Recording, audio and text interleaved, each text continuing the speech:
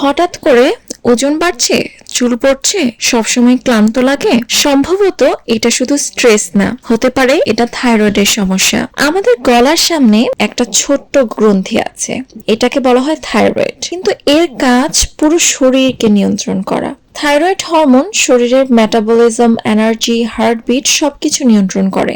যখন এটা কম বা বেশি কাজ করে তখনই শুরু হয় সমস্যা। থাইরয়েড দুইটা প্রধান সমস্যা হলো হাইপোথাইরয়েডিজম আর একটা হচ্ছে হাইপারথাইরয়েডিজম। হাইপোথাইরয়েডিজম হরমোন কম তৈরি হয়, যেমন ওজন বাড়া, ক্লান্তি, ঠান্ডা সহ্য না হওয়া, এইটা হচ্ছে হাইপোথাইরয়েডিজমের লক্ষণ। হাইপারথাইরয়েডিজমের ক্ষেত্রে হরমোন বেশি তৈরি হয়, লক্ষণ হচ্ছে ওজন কমা, হার্টবিট বেড়ে যাওয়া, অস্থিরতা। আরো কিছু সাধারণ লক্ষণ হচ্ছে চুল পড়া, স্কিন ড্রাই হওয়া, অনিয়মিত পিরিয়ড, ডিপ্রেশন বা মুড সুইং, ঘুমের সমস্যা। আর থাইরয়েড হওয়ার কারণ হতে পারে অতিরিক্ত stress, hormonal imbalance, genetic factor, আয়োডিনের অভাব। কিভাবে নিয়ন্ত্রণে রাখবেন? নিয়মিত চেক আপ করতে হবে, আয়োডিনযুক্ত খাবার খেতে হবে, স্ট্রেস কমানো, পর্যাপ্ত ঘুম, নিয়মিত এক্সারসাইজ। থাইরয়েড কোনো ভয়ঙ্কর রোগ না, সময় মতো বুঝলে এবং যত্ন নিলে একে পুরো নিয়ন্ত্রণে রাখা সম্ভব। নিজের শরীরের কথা শুনুন, কারণ যত্ন নিলেই সুস্থ থাকবেন। এই ধরনের হেলথ টিপস পেতে আমাদের সাথেই থাকুন।